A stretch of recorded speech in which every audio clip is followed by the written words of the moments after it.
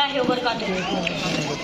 గౌరవనీయులైన సభాధ్యక్షులు మరియు ముఖ్య అతిథులారా, మా పిలుపుని అంగీకరించి ఈ వార్షిక సమావేశానికి హాజరైనందుకు మీకు మనస్ఫూర్తిగా ఆహ్వానిస్తున్నాం. సర్వలోకాల సృష్టికర్త, తీర్పు దినానికి యజమాని, పాలకుడు, పోషకుడు, కరుణామయుడు, నిత్య దయామయుడు అయినటువంటి అల్లాహ్ పేరుతో ప్రారంభిస్తున్నాను. ఔజు బిల్లాహి మినష్ షైతానిర్ రజీమ్. బిస్మిల్లాహిర్ రహ్మానిర్ రహీం. నేను ఈరోజు మీ ముందు చెప్పబోయే అంశం నేటి ముస్లిం సమాజం మరియు మన బాధ్యతలు. నేడు ప్రపంచంలో ముస్లిం సమాజ పరిస్థితులు అందరికీ తెలిసినదే. ఎక్కడ పడితే అక్కడ అత్యాచారాలు, శాంతి గృహాలు అయినటువంటి మస్జిదులలో కల్లోలం, మొబ్లించింగ్ పేరుతో హింస, ఇలా వారు ఎన్నో రకాలుగా ముస్లింలను కష్టపెడుతున్నారు, వారి హక్కులను కొల్లగొడుతున్నారు. నేడు ఇస్లాం శత్రువులు ముస్లిం సమాజాన్ని లక్ష్యంగా చేసుకొని నష్టం తలపెట్టాలని అనేక ప్రయత్నాలు చేస్తున్నారు. కానీ వారు గ్రహించలేని విషయం ఏమిటంటే, వారు ఎన్ని కుట్రలు చేసినా, ఎన్ని పన్నాలు కుట్టినా ఇలాంటి సత్యాన్ని ఏచుడు కూడా ఏమీ చెరపలేదు. మరియు మన ముస్లింలపై ఈనాడు ఇలాంటి ఆపదలు మరియు కష్టాలు రావడానికి కారణం ఏమిటి? దీనికి సమాధానంగా అల్లాహు తాలా దివ్య ఖురాన్లో ఈ విధంగా అంటున్నారు: మీపై ఎలాంటి ఆపదలైతే వస్తున్నాయో అవి స్వయంగా మీరు చేసుకున్నటువంటి కర్మల ఫలమే. మరియు ఈనాడు ప్రజలు అల్లాహ్ పట్ల ధిక్కార వైఖరిని అవలంబించారు.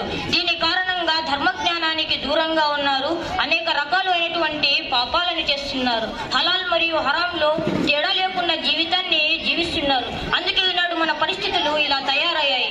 మరి మన సమాజాన్ని కాపాడుకోవాలంటే, మన సమస్యలను పరిష్కరించుకోవాలంటే మన కర్తవ్యాలను నిర్వర్తించాలి.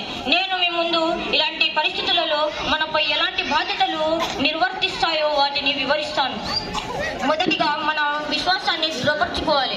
ఎలాంటి ఆపదలు వచ్చినా, ఎలాంటి కష్టాలు వచ్చినా మన విశ్వాసాన్ని వదలకుండా, అల్లాహ్ విశ్వాసాన్ని వదలకుండా ఉండాలి. అప్పుడే మనం అన్ని రకాలుగా సాఫల్యం పొందగలము. ఇంకా రెండవది, ఖురాన్ మరియు ప్రామాణికమైన హదీసులను ఆచరించండి. ఎప్పటి వరకైతే మనం ఖురాన్ మరియు హదీసులను ఆచరిస్తామో అప్పటి వరకు మనం రుజువు మార్గంలో ఉంటాము. ఎప్పుడైతే వీటిని వదిలి ఇష్టానుసారమైన జీవితాన్ని గడుపుతామో అప్పుడు మనమందరం మార్గ భ్రష్టత్వంలో కూరుకుపోతాము.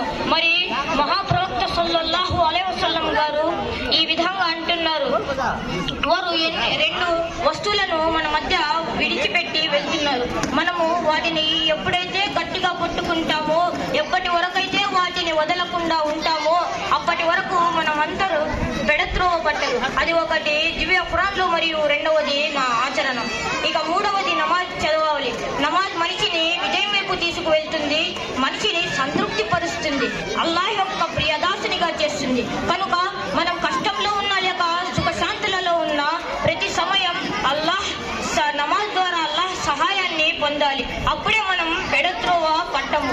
ఇక నాలుగవది, ఇస్లాం వ్యాపింపచేయాలి. ఇస్లాం వ్యాపింపచేయడం కారణంగా మనము మంచిని పెంచగలము, చెడును అరికట్టగలము. దీని కారణంగా మన సమాజంలో శాంతి భద్రతలు ఏర్పడతాయి. ఇక మీదట పాపాల నుండి దూరంగా ఉండాలి. పాపాలు మనందరినీ పరలోకంలో మరియు ఇహలోకంలోని వినాశనానికి గురిచేస్తుంది. పరలోకంలో అయితే పాపాత్ములను నరకానికి గురిచేస్తాడు, ఇహలోకంలో అయితే వారి పాపాల కారణంగా వారిపై పాపాలు మరియు ఎన్నో శిక్షలను అవతరింపచేస్తాడు. దివ్య ఖురాన్లో అల్లాహ్ తాలా ఒక పట్టణం యొక్క ఉదాహరణ ఇస్తున్నాడు. ఆ పట్టణంలో ఎంతో ప్రశాంతంగా ఉండేది. దానికి అన్ని వైపుల నుండి జీవనోపాధి పుష్కలంగా లభించేది. కానీ గ్రహించలేని విషయం ఏమిటంటే, వీళ్ళంతా అల్లాహ్ పట్ల ధిక్కార వైఖరిని అవలంబించారు. దీని కారణంగా అల్లాహ్ స్వయం కృతాలకు బదులుగా భయాందోళన మరియు ఆకలి గురి చేశాడు. ఇక చివరిగా, కలిసిమెలిసి ఐకమత్యంగా ఉండాలి.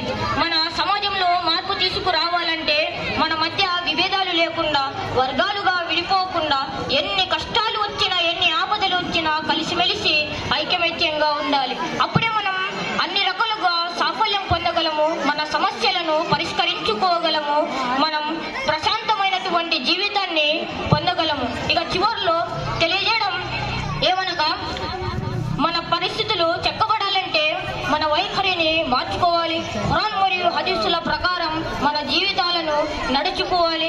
ఇక కలిసిమెలిసి ఐకమత్యంగా ఉండాలి. ప్రతి సమయం అల్లాహ్తో దువా చేయాలి. ఇక చివర్లో అల్లాహ్తో దువా ఏమనగా, అల్లాహ్ మనందరికీ సమాజానికి ఇస్లాం పట్ల విధేయత భావంతో మన బాధ్యతలను నెరవేర్చే ప్రసాదించుగాక. ఆమీన్. అస్సలాము అలైకుం వరహ్మతుల్లాహి వబరకాతుహు.